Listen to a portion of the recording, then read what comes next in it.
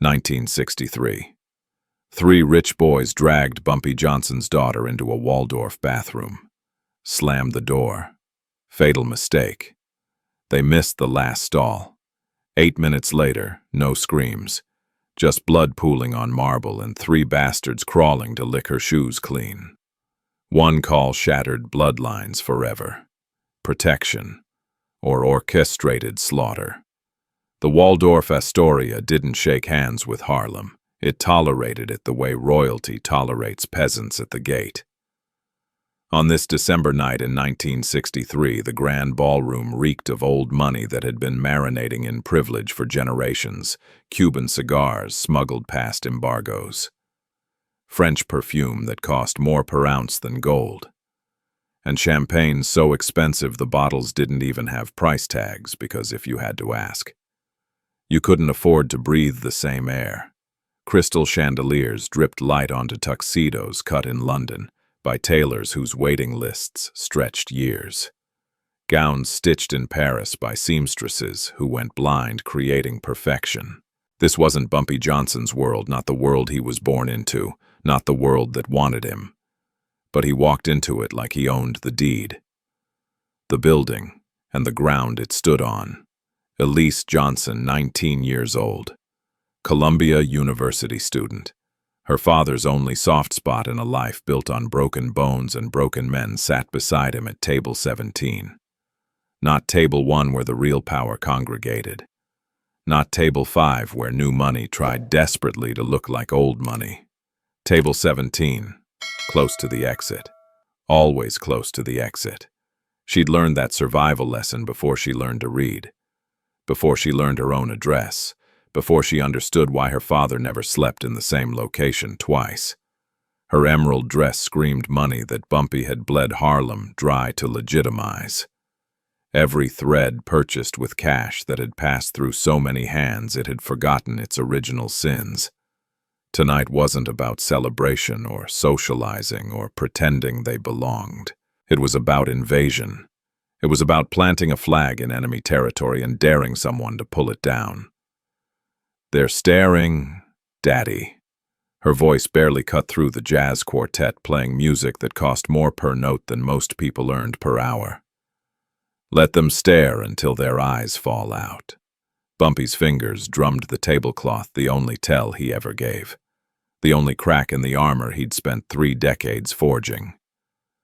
Staring means they're counting. Counting means they're measuring. Measuring means they're scared. And scared men make mistakes I can exploit.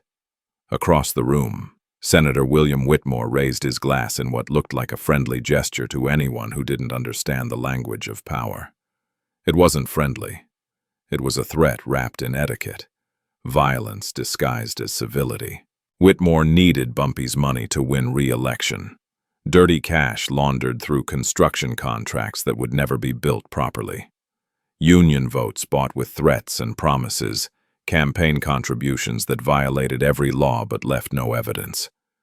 But needing someone and respecting them, those were different languages, spoken by different species. The senator's smile carved his face like a threat written in cursive, like a knife dragged slowly across skin without breaking it yet.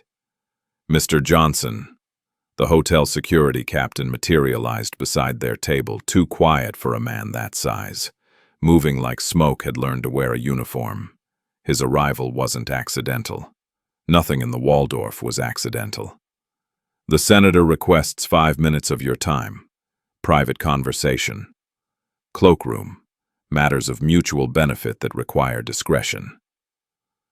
Bumpy's eyes flicked to Elise with the speed of a man who'd survived 30 years by reading rooms faster than other men could read headlines. She nodded once. The training held like a foundation poured in concrete. She knew the rules. She knew the game.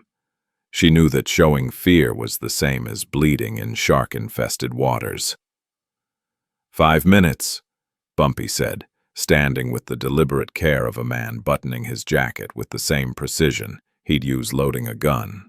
My daughter stays here at this table. Visible, safe, surrounded by witnesses. The captain's smile twitched at the corners like a muscle spasm, like something dying trying to look alive. Of course, Mr. Johnson, your daughter's safety is our absolute priority. That's when the clock started ticking. Bumpy vanished into the hallway, his shadow disappearing like smoke absorbed by darkness. And the ballroom shifted in ways only predators and prey understand.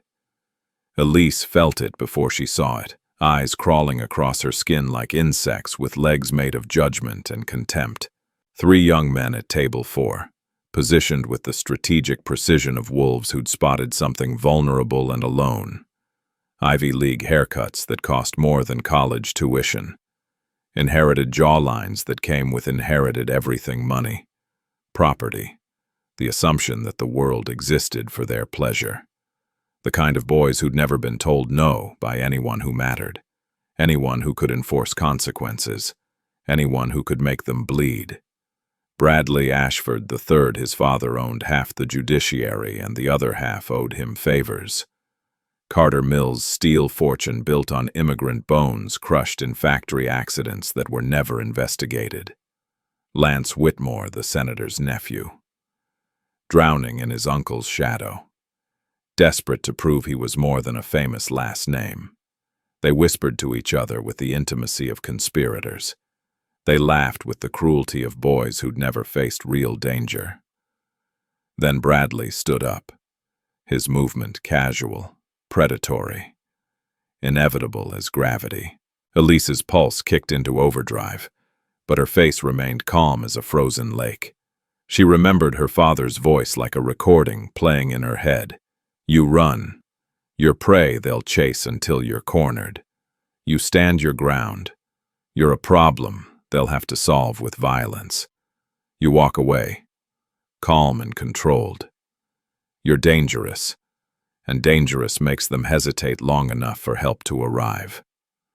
She rose smoothly from her chair, headed toward the ladies' room with the dignified grace of someone who belonged, someone who had every right to exist in this space.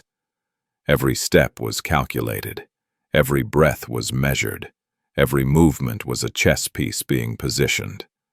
Behind her, 3 sets of footsteps followed like wolves tracking wounded prey through snow. The hallway to the restroom stretched like a tunnel gold-leafed walls closing in, oxygen thinning, the jazz music fading to a distant heartbeat that seemed to be counting down to something irreversible. Her heels clicked on marble with the rhythm of a clock. Their shoes echoed louder, closer, predatory. "Excuse me, Miss." Bradley's voice dripped privilege like poison from a silver spoon.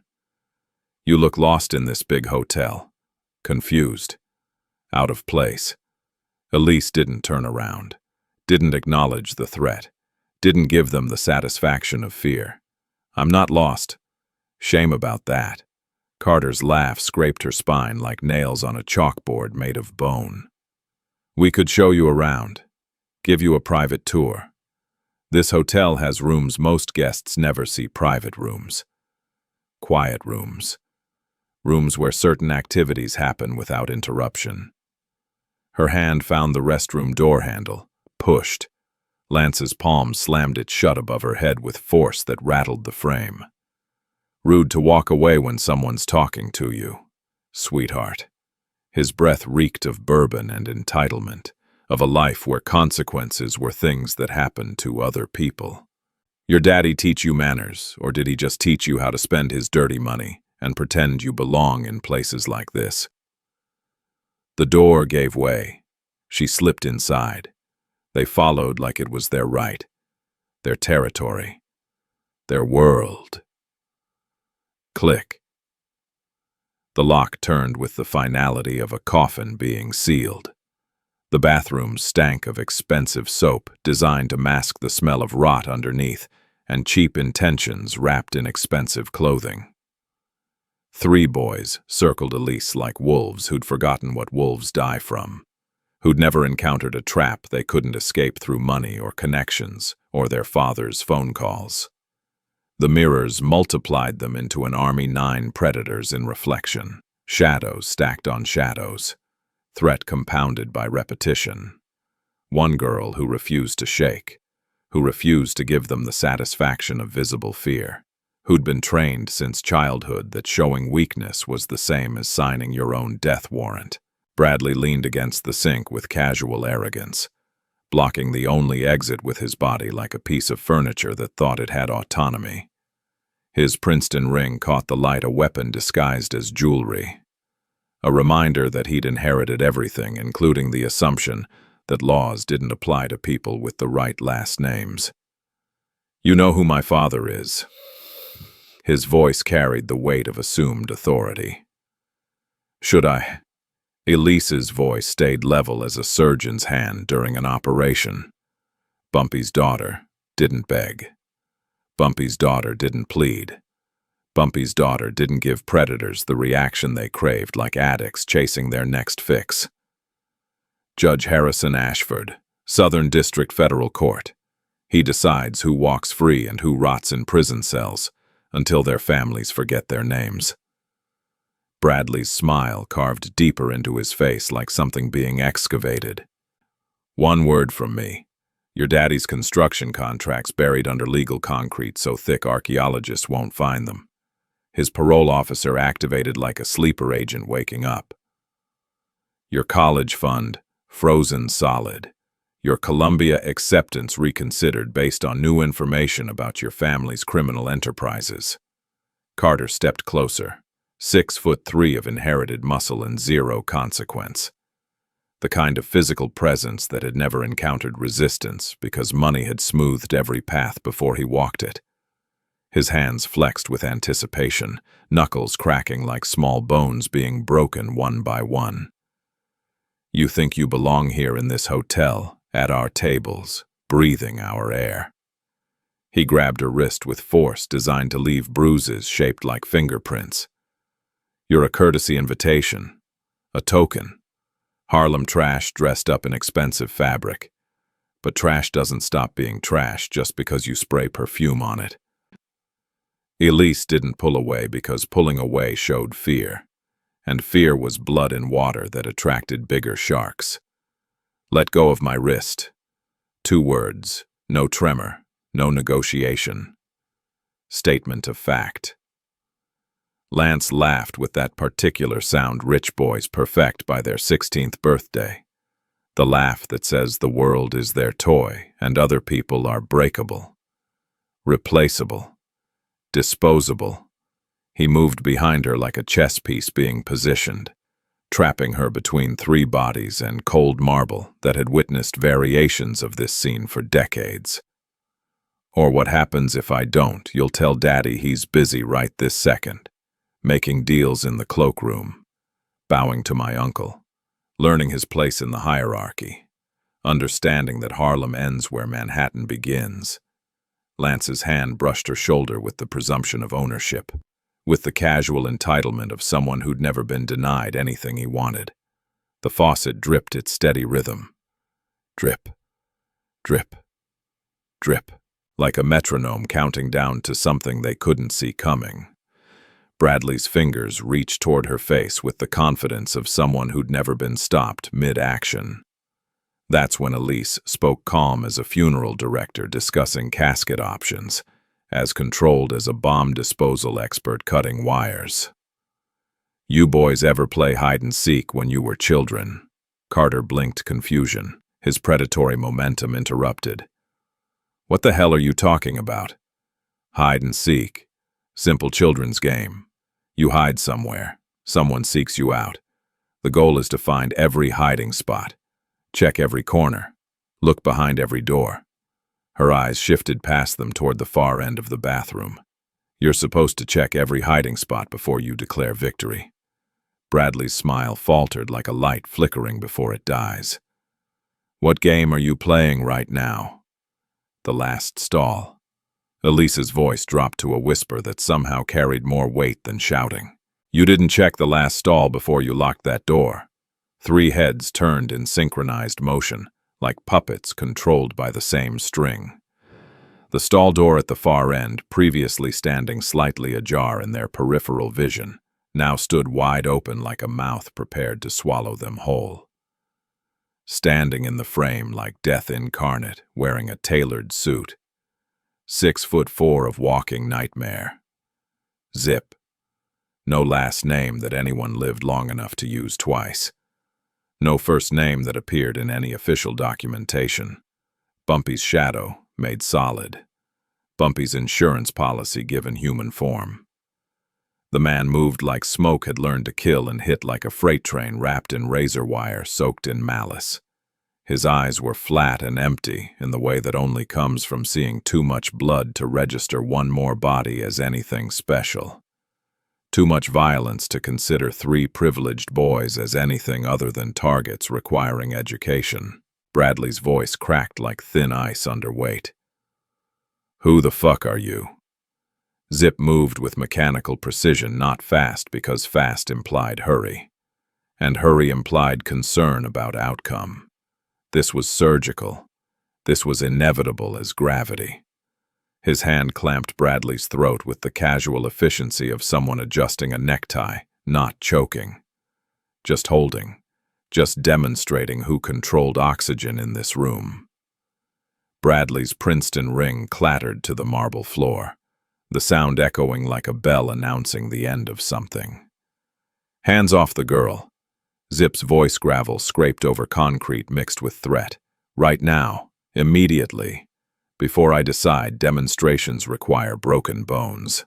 Carter lunged with the stupid bravery of someone who'd never actually fought anyone who fought back, whose entire life had been choreographed violence in controlled environments with referees who stopped things before real damage occurred. Zip's elbow smashed his nose before Carter's fist traveled 6 inches from its starting position. Crack. The sound of cartilage collapsing, of bone fragmenting, of privilege meeting consequence at high velocity. Blood exploded across white marble in abstract patterns that resembled modern art created by violence. Carter dropped like a puppet with cut strings, screaming through shattered facial architecture, hands trying to hold his nose together while blood poured between his fingers like a faucet someone had forgotten to turn off. Lance ran for the door with panic overriding whatever courage he'd pretended to possess. Zip's foot kicked it shut without even looking in that direction, without breaking eye contact with Bradley. Slam. The lock clicked with mechanical precision. Now it was a tomb with no exit except the one Zip controlled. Bradley gasped against Zip's grip, face purpling like a sunset made of suffocation. "My father. He'll destroy you. He'll bury you so deep. Your father." Zip released him. Bradley collapsed like wet cement, gulping air in desperate gasps. "Call him right this second.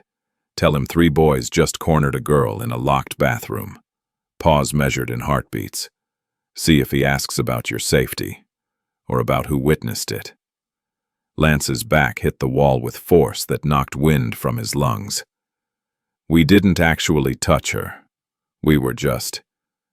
"Yet," Elise spoke, her voice slicing through their panic like a scalpel through flesh. "That's the word you're searching for in your privileged vocabulary. You didn't touch me yet. You were building up to it, working up courage, justifying it to yourselves as harmless fun." The drip continued its relentless rhythm. Drip, drip, drip. Zip reached into his jacket with the deliberate slowness of someone who wanted them to imagine weapons, to picture all the ways this could end badly. Not for a gun, for a telephone. "Your daddy's in the cloakroom right now," he said to Elise while maintaining predatory focus on the 3 boys.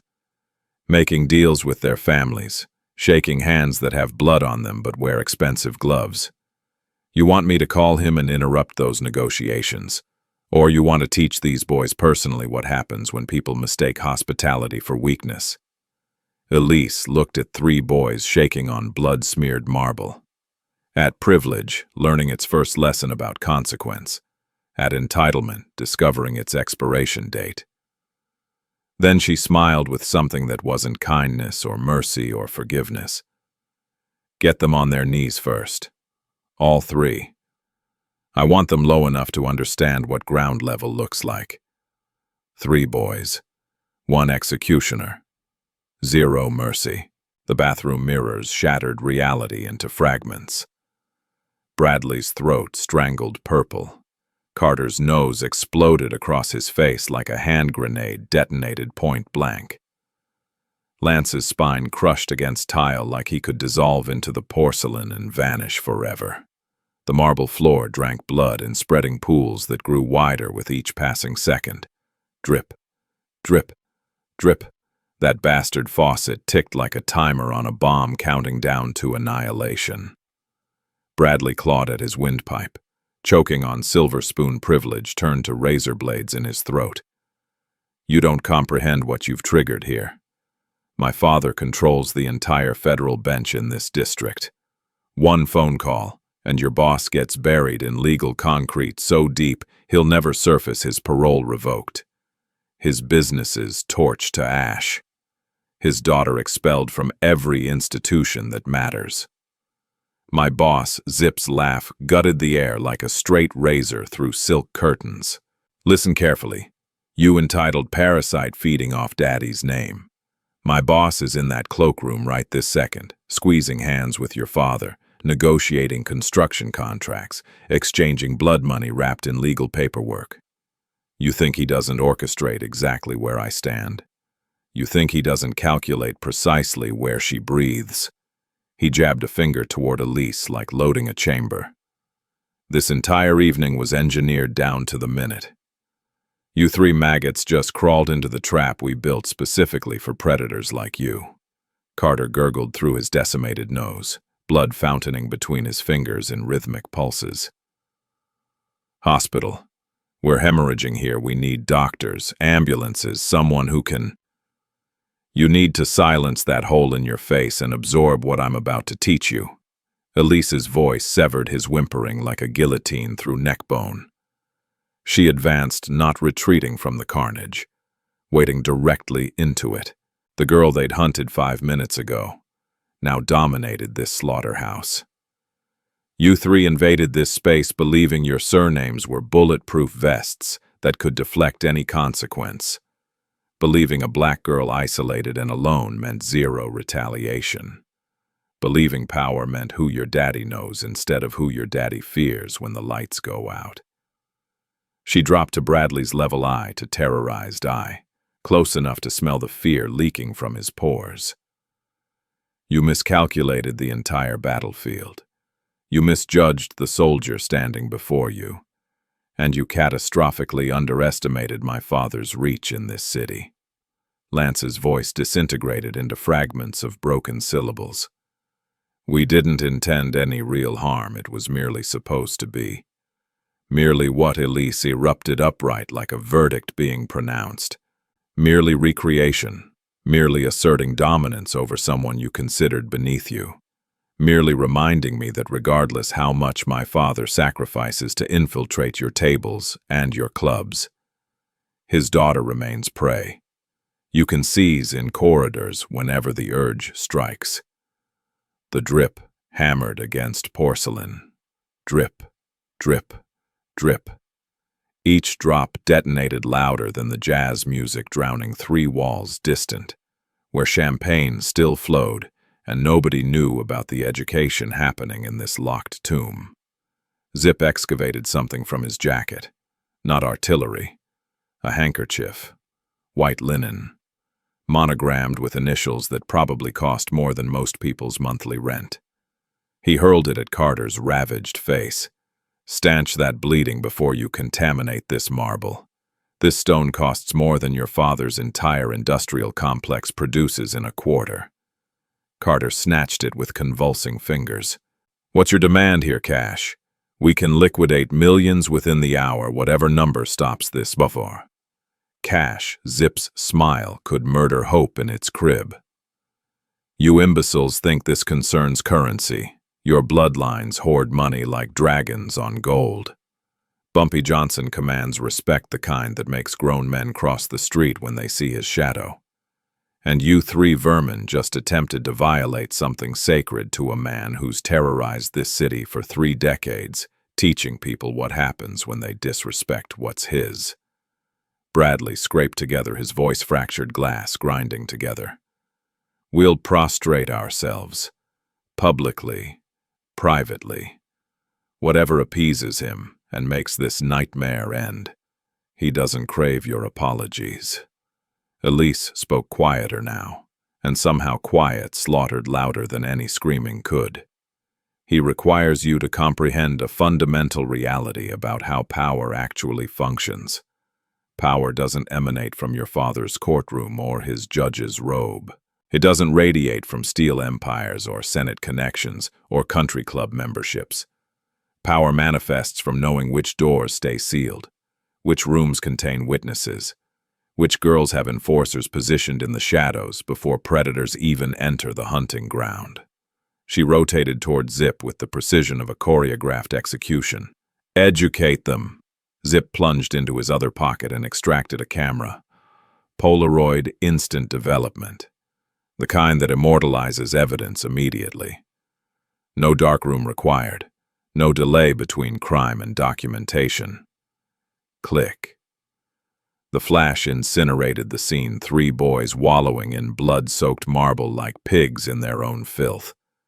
Bradley's brutalized throat wearing purple like a necktie of shame. Carter's obliterated face resembling hamburger meat more than human features. Lance's trousers soiled dark where terror had emptied his bladder without permission. The camera screeched mechanically. The photograph birthed itself, sliding out like evidence of original sin. Zip shook it dry with methodical patience, watching the image develop in real time. This gets entombed in a vault that even God couldn't crack open. Not for extortion. Extortion implies negotiation remains possible between civilized parties. This is insurance. You 3 evacuate this bathroom right now. You keep evacuating. You weld your mouths shut with whatever willpower your spines can generate. You abandon Harlem and everyone inhabiting it like the plague just arrived. Because if defiance occurs, if I hear even a whisper of retaliation, he thrust the photo forward like a warrant for their execution. This becomes the centerpiece at your weddings, your children's baptisms, your father's farewell banquets, your mother's philanthropic gatherings where she pretends her family built their fortune on honest labor. The drip ceased entirely. Even the faucet recognized this pivotal moment required absolute silence. Bradley whispered like a dying man confessing sins. What action do you require from us? Elise locked eyes with Zip. Understanding passed between them without language. The kind of communication that comes from surviving together in a world that wants you dead. Then she declared the words that would demolish New York's power structure brick by brick. Collapse onto your knees, all 3 parasites. Right now, you're about to discover what respect actually costs in the real world. Knees cracked against marble. 3 impacts privilege colliding with cold stone reality.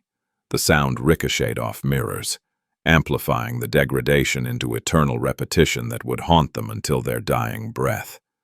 Bradley, Carter, Lance, prostrate like condemned prisoners in a cathedral they'd never worship, awaiting judgment from a god they didn't believe could touch them. Elise stalked them in predatory circles, her emerald heels punishing marble with each deliberate step. Every click was calculated, every pause was a sermon. You boys ever scrubbed shoes before in your privileged lives? Silence strangled the room like a noose pulled tight. I demanded an answer, and I expect one immediately. Her voice could petrify champagne mid-pour, turn celebration into funeral. Never. Lance's confession barely survived the journey from his throat to the air between them. Naturally not. You purchase servants for that menial labor. You purchase servants for everything cooking, cleaning, thinking, feeling, remembering that other human beings exist beyond your immediate desires. She froze directly before Bradley, her shadow falling across his face like an eclipse. But this evening, you're discovering what existence feels like as the servant class you've spent your entire lives exploiting. Bradley's eyes bulged with genuine horror, the kind that comes when your worldview shatters in real time. You cannot seriously demand that we— Zip's hand viced his shoulder with the weight of inevitability. Not aggressive. Absolute. Final as a coffin lid closing. The lady issued an order that wasn't a suggestion or a negotiation. 2 options remain on the table, executed precisely as instructed, or I capture another photograph. This time with your face intimately acquainted with tile at an angle that requires surgical reconstruction. And I personally guarantee your jawbone won't be connected to your skull when I'm finished teaching you the practical lesson about violating women who belong to men more dangerous than your nightmares. Carter wailed through his pulverized nose, the sound resembling a dying animal more than human speech. This is barbaric. We could prosecute you for battery, for assault, for kidnapping and false imprisonment. Battery. Elise's laugh could freeze magma mid-flow, turn volcanic fury into glacial contempt. 3 males ambush a female in a barricaded bathroom with a locked door and no witnesses. Who's the victim in that criminal complaint? Carter, who's the predator? You think your father's legal team wants to justify in open court why his son required surgical reconstruction after assaulting Bumpy Johnson's daughter. You think journalists will champion your narrative when the headline reads, "Judge's son attacks black college student." You think your mother wants to explain this at her next charity luncheon. She extended her foot with the ceremony of a queen demanding tribute. The emerald heel bore a scuff marble debris from where Lance had weaponized the door, turning hospitality into a hunting ground. Cleanse it, with your hands, with your expensive Princeton handkerchiefs that cost more than most families earn monthly, with whatever dignity your bloodline pretends to possess when the cameras are watching. Bradley's hands seized with tremors that started in his fingers and radiated through his entire body. He excavated from his jacket, retrieved a silk pocket square. Monogrammed. BRA3. His grandfather's identity woven into textile. Family legacy reduced to a cleaning rag. He made contact with her shoe. Incorrect execution. Zip's voice detonated like artillery in the confined space. Like you're devoted to it. Like her comfort is the singular priority in this universe and beyond. Like you're not a magistrate's offspring with a trust fund. You're a male who committed a violation and is now desperate to correct it before he forfeits everything he pretends to merit through birthright alone. Bradley's composure disintegrated like wet paper, but his hands obeyed the command, wiping, buffing, restoring. The marble dust evaporated under his ministrations. His grandfather's handkerchief transformed from pristine white to filthy gray. 3 generations of reputation staining fabric in real time. Carter complied next, his movements mechanical. Defeated. Then Lance, whose hands shook so violently he could barely grip the cloth. 3 boys groveling on blood-slicked marble, resurrecting shine to footwear they'd attempted to demolish under their sense of birthright and entitlement. Outside the barrier, footsteps approached with cautious rhythm.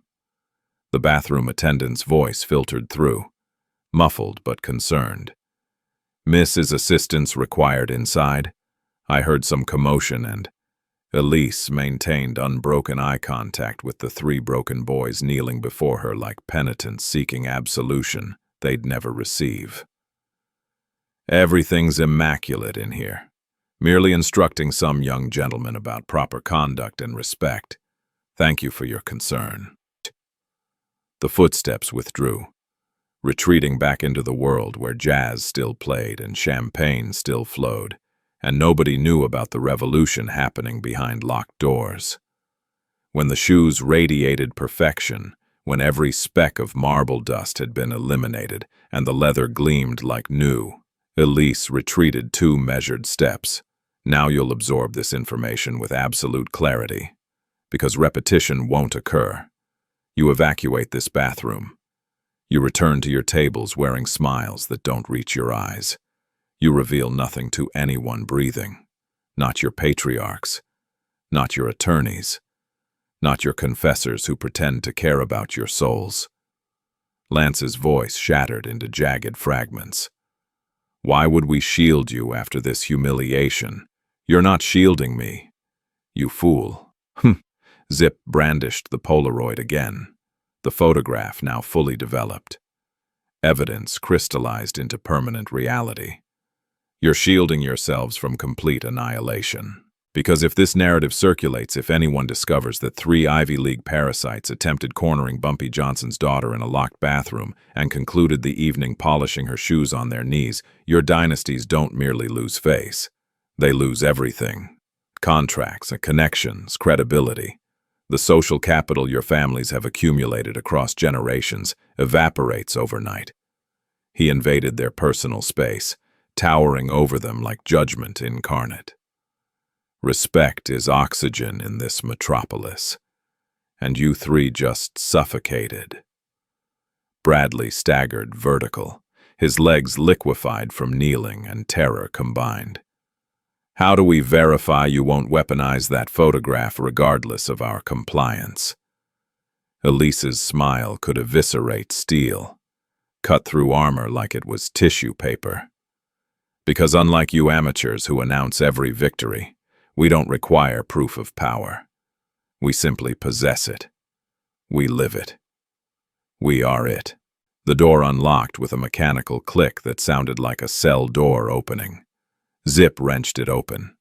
Jazz music invaded the space, cheerful, oblivious, mocking their complete destruction with its celebration of a world that hadn't changed while theirs had collapsed entirely. Disappear. Elise's final verdict, delivered with the weight of absolute authority. And every occasion you encounter a black female in a space you assume belongs to you by birthright. Remember this marble. Remember this mirror. Remember who genuinely owns the doors in this city, not the people with keys, but the people who decide which doors open and which ones stay locked forever. 3 boys fled like wounded animals escaping a predator, their expensive shoes slipping slightly on marble still damp with their own blood and shame. Behind them, Elise and Zip commanded the silence like monarchs surveying conquered territory. The faucet resumed its rhythm.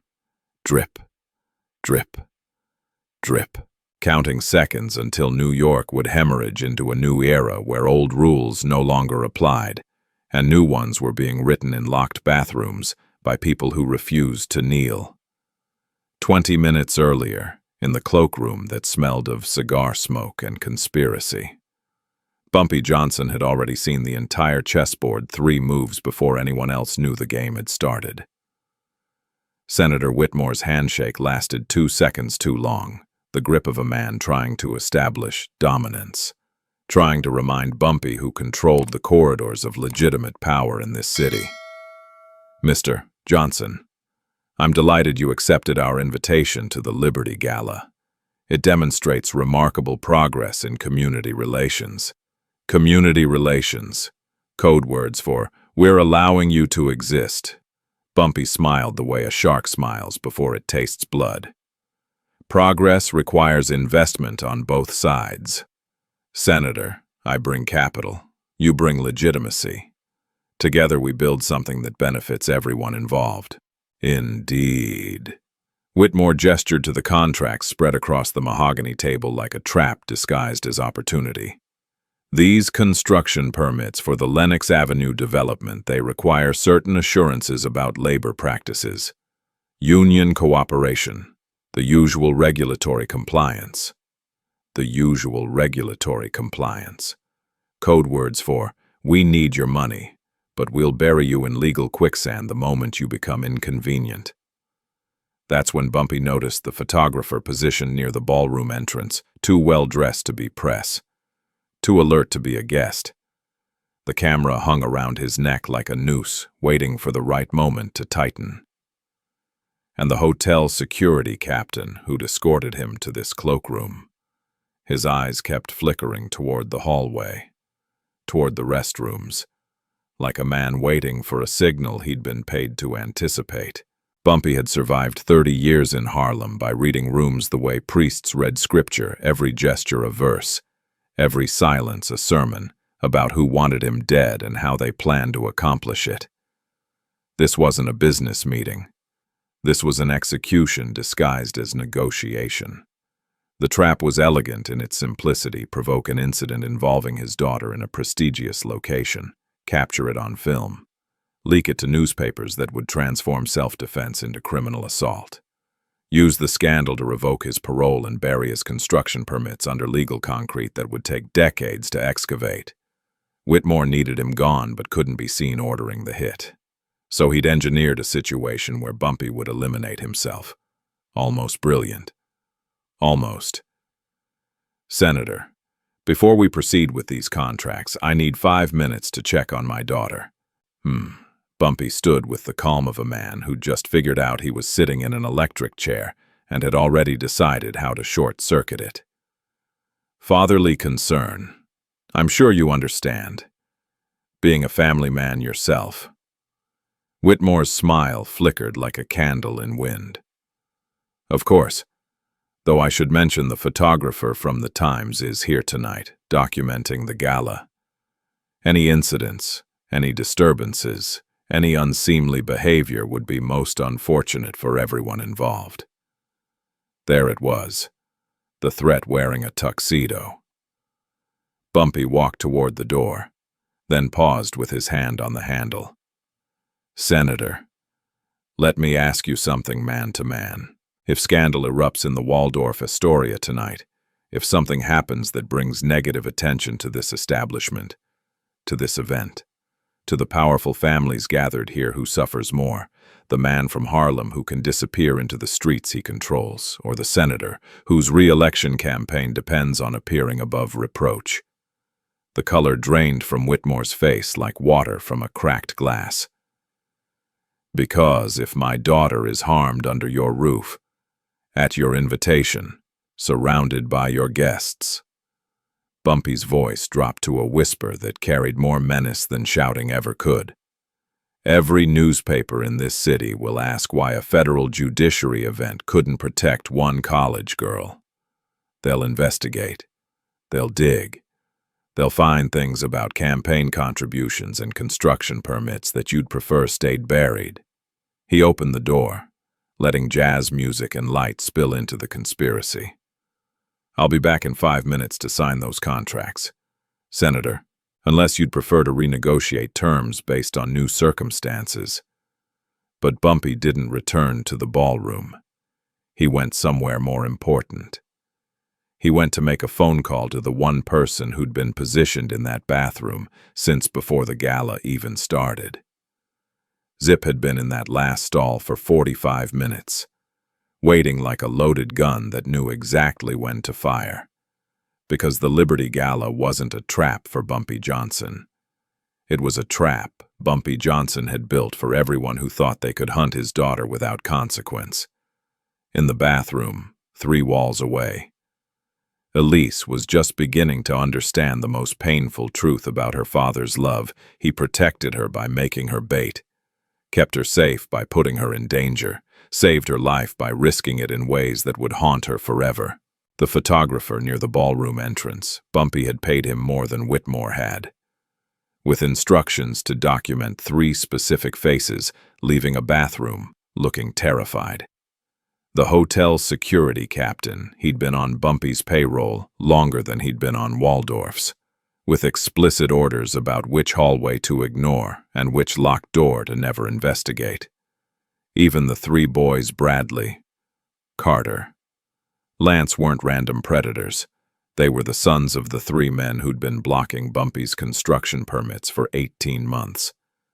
The offspring of judges and industrialists and politicians who thought Harlem could be contained by denying it legitimacy.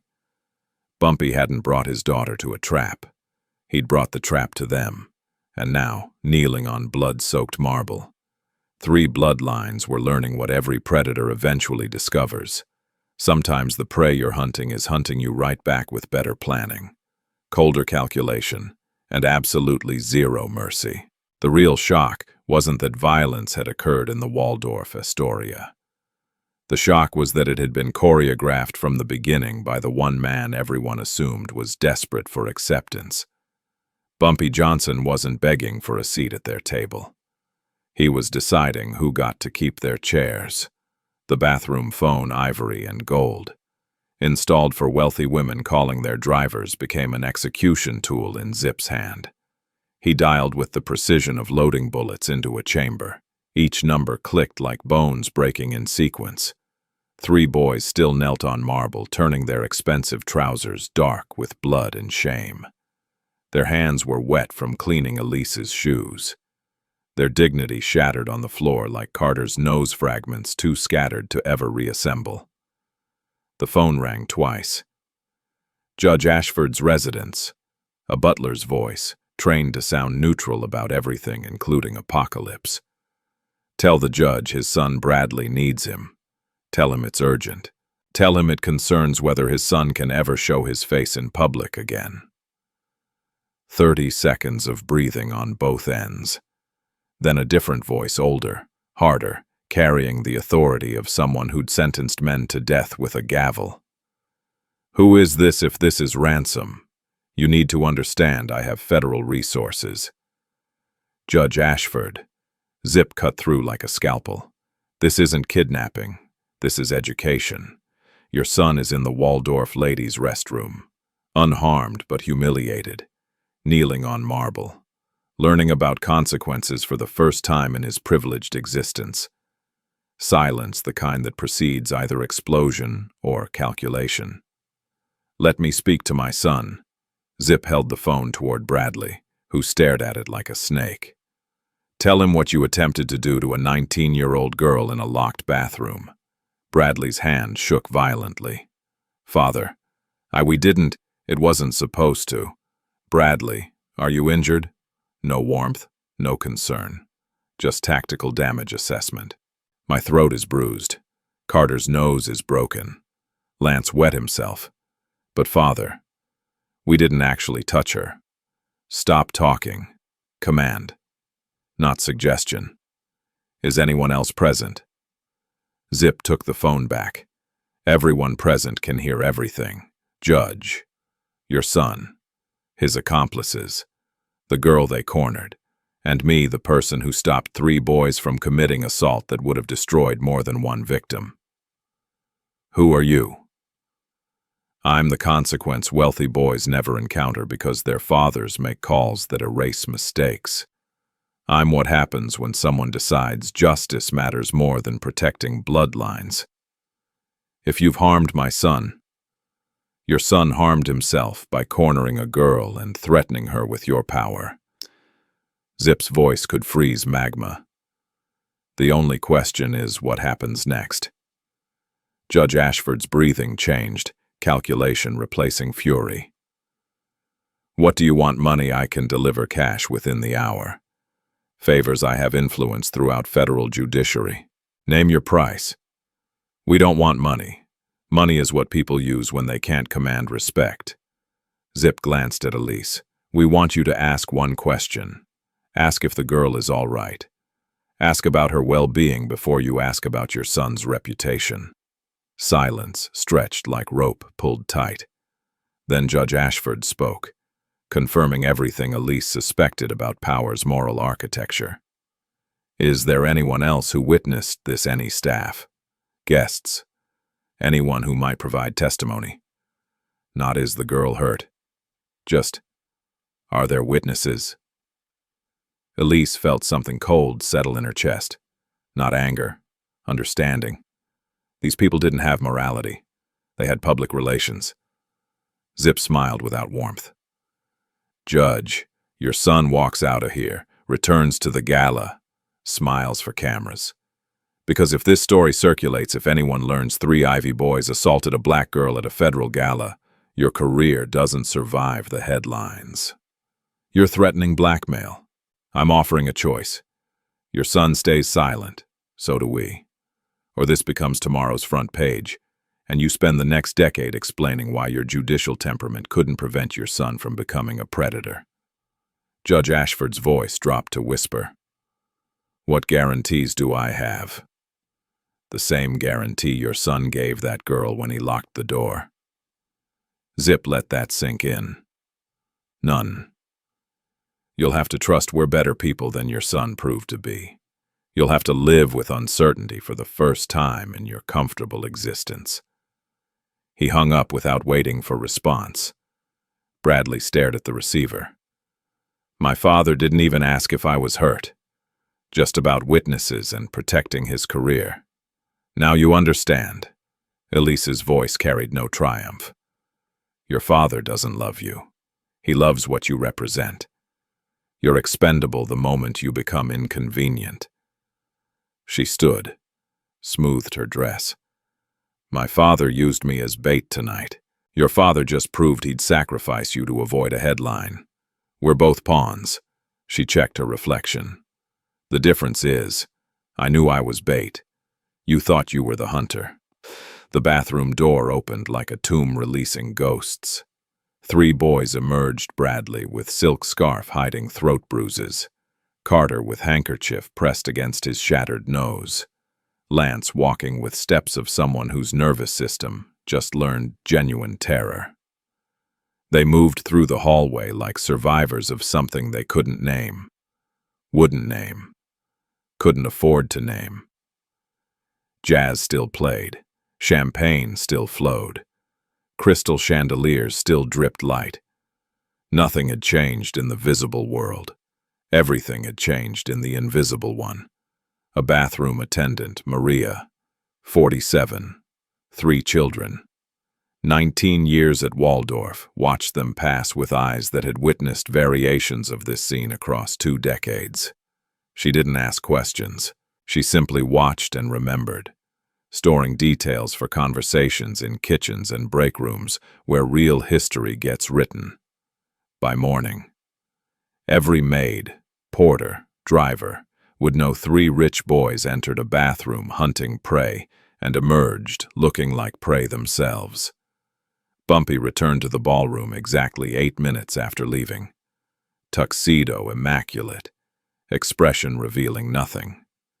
He sat at table 17 like a king returning after handling minor disturbances.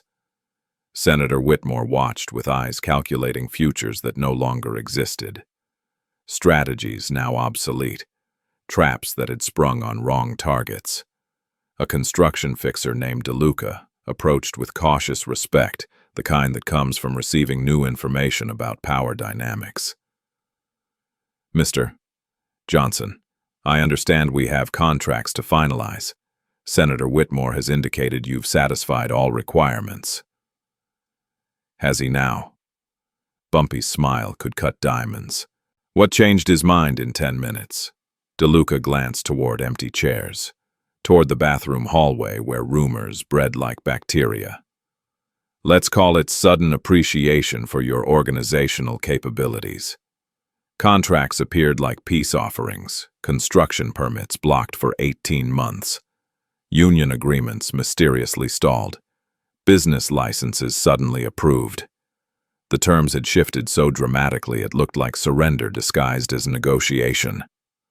The senator hopes tonight marks the beginning of productive partnership between established interests and emerging community leaders.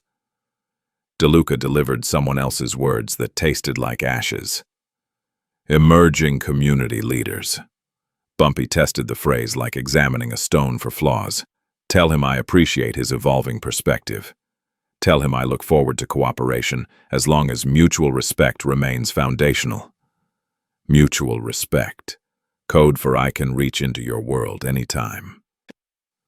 A Times photographer circulated capturing smiles, the same one positioned to document Bumpy's downfall, now photographing his legitimacy.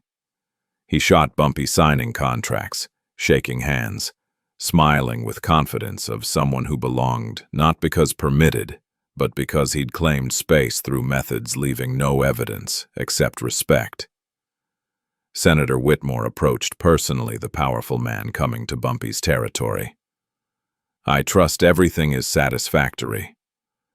"Very satisfactory, though I notice you've become considerably more flexible." Bumpy didn't stand. "I hope this flexibility extends to future negotiations, when Harlem needs Manhattan doors opened." Whitmore's jaw clenched. "I'm sure we can find mutually beneficial arrangements." "I'm sure." Bumpy finally stood, extended his hand. Every photographer captured it, two worlds finding common ground, at least in tomorrow's story.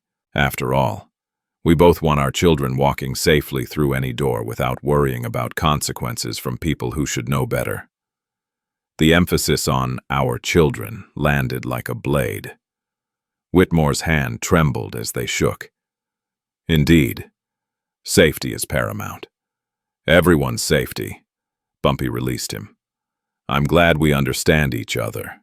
He collected contracts, gestured to Elise, walked toward exit with measured pace of someone who'd conquered territory without firing shots. Behind them, Waldorf continued its evening as if nothing happened. But something had cracked tonight, something that wouldn't show in photographs but would change how power functioned in New York forever. The bathroom door had closed on one era and opened another. Everyone who mattered knew Bumpy Johnson just redrew the map, not with violence that leaves bodies, with control that leaves memory. And memory lasts longer than bloodstains. The Cadillac glided through Manhattan like a shark through dark water. Zip drove with focused silence. His vigilance never ended the price of survival. Elise sat beside her father, watching the city slide past buildings touching sky. Windows glowing with lives she'd never access. Wealth that had just revealed its brutal architecture in ways textbooks never mentioned. Bumpy hadn't spoken since leaving Waldorf. His silence wasn't peaceful. It was a general after battle, calculating casualties, planning the next campaign. "You used me." Elise's voice cut through the engine's purr. "You brought me knowing exactly what would happen. You positioned me like bait in a trap for predators you needed leverage against."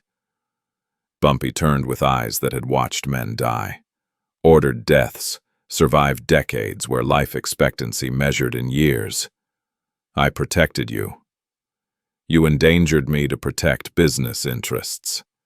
No anger, just cold comprehension. "You calculated those boys would see me vulnerable. You predicted they'd move. You stationed Zip before the gala started. This wasn't protection. This was orchestration." It was both. His voice carried weight of choices that kept them alive. "You think I wanted to endanger you, but the alternative was worse. Whitmore was going to destroy everything: the legitimate businesses, construction permits, the economic foundation that doesn't depend on numbers and policy rackets." He watched streetlights strobe across her face. They were going to frame me, revoke parole, send me back where I'd die within 6 months because guards can be bought. And then what happens to you, orphaned, vulnerable, alone in a world that sees you as prey the moment my protection disappears? Elise processed with analytical precision she'd learned at Columbia. "So you chose to use me as leverage before they could use me as a weapon." "I chose to teach you the most important lesson." His rough hand found her smooth one. "The world doesn't care about fairness or justice or rules from college classrooms. The world cares about power. Who has it? Who uses it? Who survives when it collides?" The Cadillac turned onto their Harlem Street, different architecture, different economics, but no less dangerous. "Starting tomorrow, new protocols." Bumpy shifted from father to general. "You don't go anywhere without Zip. Your schedule gets reviewed every semester, social activities vetted, friends background checked. Your dating life monitored because every person close to you is potential weapon against me, which means against you. Elise felt something cold settle. I'm not free. I'm in a different cage, more comfortable with better locks and armed guards, but still a cage built by your empire. Freedom is an illusion that gets people like us killed. No apology, just brutal pragmatism. You want to know what freedom looks like for a black girl in 1963. Those three boys making assumptions about what they could take without consequence. Real freedom requires power. Power requires protection. Protection requires sacrifice.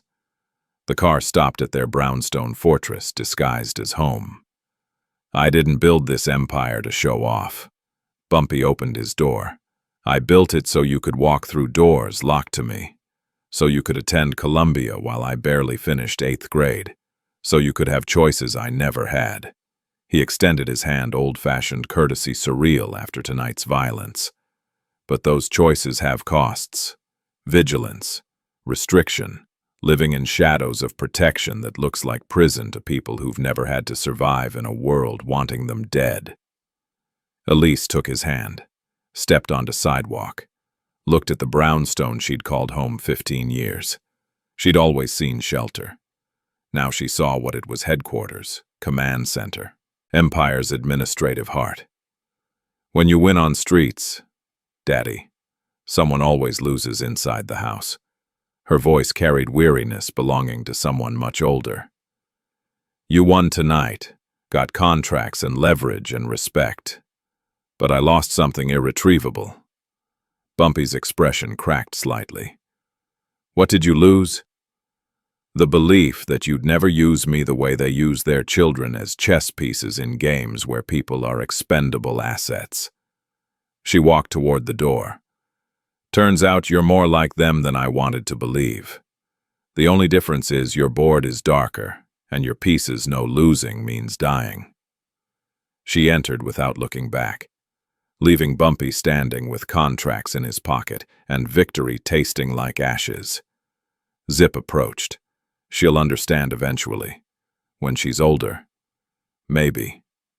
Bumpy watched the door close. Or maybe she'll understand, but never forgive. Which is worse, being misunderstood or being understood and rejected anyway. Inside, Elise stood in her room looking at textbooks about political theory and social justice concepts her professors analyzed from safe distance. She'd just received education. No university provides understanding that protection and prison are sometimes identical, that love can look like betrayal, and surviving requires becoming something you never wanted to be. Her father saved her life by risking it, protected her by using her, loved her by teaching that love in their world means accepting cages built by people who care more than those who want you dead. That brutal, necessary or unforgivable lesson would shape everything she became forever. 6 months after the Waldorf incident, the city had learned to read silence the way priests read scripture. Bradley Ashford III transferred to Yale Law officially for better opportunities. Unofficially because he couldn't walk through Columbia's campus without remembering marble floors and the taste of humiliation. Carter Mills took a position in his father's Pittsburgh steel plant far from Manhattan. Far from bathrooms with locked doors. Far from the girl whose shoes he'd cleaned with his grandfather's monogrammed handkerchief. Lance Whitmore entered politics like his uncle, but with a notable difference: every bill he sponsored, every vote he cast, every speech he delivered contained careful language about protecting vulnerable populations and holding the powerful accountable. Some called it progressive politics. Those who knew the truth called it penance, performed in public while nightmares played in private. Senator Whitmore never mentioned the Liberty Gala again. The construction permits flowed to Bumpy's companies without obstruction. The federal investigations that had been circling Harlem businesses suddenly discovered more important targets in other boroughs. The invisible wall separating Harlem from legitimate Manhattan commerce developed cracks that widened into doorways. Bumpy didn't gloat, didn't celebrate, didn't send reminders to the families whose sons had learned expensive lessons on bathroom floors. He simply operated, building, expanding, legitimizing with the quiet confidence of someone who'd redrawn the map without needing to announce the new borders. The genius wasn't in the violence. Violence was common, predictable, ultimately forgettable. The genius was in the restraint, in letting 3 boys live with memories that would corrode their confidence for decades, in transforming a single bathroom into a monument to consequences that existed in their heads every time they saw a locked door, every time they encountered a woman alone, every time they considered using power they'd inherited to take something they hadn't earned. One evening, Bumpy sat with Elise in their brownstone, not the parlor where he conducted business, but the kitchen where they used to eat breakfast before Columbia, before the Waldorf, before everything became strategy. "You don't need to become me." His voice carried the weariness of someone who'd won wars but lost parts of himself in the process. "You don't need to build empires or break bloodlines or teach lessons in locked rooms. That's my world, my burden, my choice." He poured coffee that neither of them would drink, the ritual more important than the beverage. "But you do need to understand the rules, not to play the game to survive it. The world will always have people like those 3 boys. People who see your existence as permission to take what they want. People who mistake your dignity for weakness, your education for decoration, your humanity for something they can violate without consequence." Elise listened with the careful attention of someone who'd graduated from one university into another, the institution of survival that had no graduation ceremony, no diploma, only lessons written in memory and sealed with scars. "So here's what I'm teaching you. You don't have to hunt, but you need to know how hunters think. You don't have to set traps, but you need to recognize them before you step inside. You don't have to become dangerous, but you need people to believe you might be outside their window." Harlem breathed with the rhythm of a neighborhood that was changing, evolving, claiming space that had been denied for generations. Construction cranes rose against the skyline. Bumpy's permits, Bumpy's contracts, Bumpy's vision of legitimacy built on foundations that would make historians uncomfortable for decades to come. That night at the Waldorf didn't just save you. Bumpy finally met her eyes. It redrew the invisible lines in this city. It taught powerful people that Harlem isn't a ghetto they can ignore or a territory they can contain. It's a force they have to negotiate with. Respect. Fear. He stood, placed his hand on her shoulder with the gentleness of someone whose hands had done terrible things, but still remembered how to express love. "You asked me once if I chose silence or action to survive. The answer is both. You stay silent when silence protects you. You act when action changes the rules, and you spend your whole life calculating which moment requires which choice." Elise understood then what the Waldorf had really taught her. Power isn't about dominating everyone. It's about making sure the right people remember the right lessons at the right times. The bathroom attendants remembered 3 boys leaving, destroyed. The senator remembered that Harlem could reach into Manhattan whenever necessary. The judges and industrialists and political dynasties remembered that their children weren't invincible just because their last names opened doors. And she remembered that surviving meant understanding when to be prey and when to reveal you were never prey at all, just bait attached to a trap built by someone who loved you enough to risk everything, including your relationship, to keep you alive. Some victories don't require parades.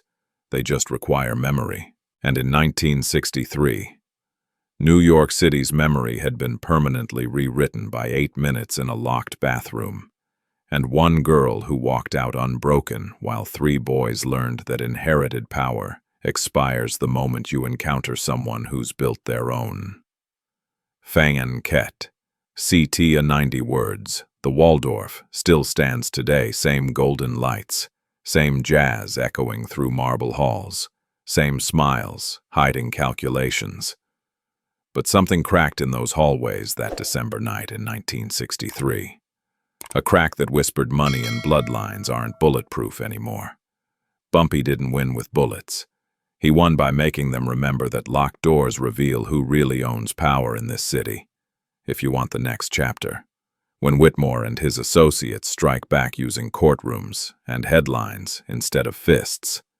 Stay with me, because in this war, gunshots are rarely the opening move. Comment below, silence, if you'd survive by staying quiet. Or action, if you'd rewrite the rules and pay the price forever. Which law do you live by?